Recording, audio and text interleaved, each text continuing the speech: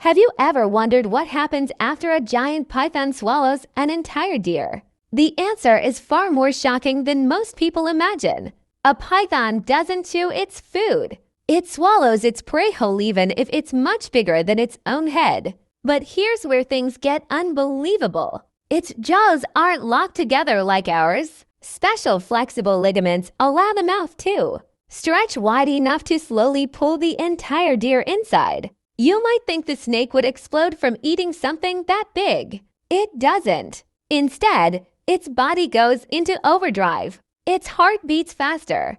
Its digestive system becomes dramatically more active. And powerful stomach acids begin breaking down the meal, including most of the bones. Then something surprising happens. For days, and sometimes even weeks, the python barely moves. It hides in a safe place while its body focuses on digesting that single massive meal. That's why one successful hunt can keep a large python alive for a very long time without eating again.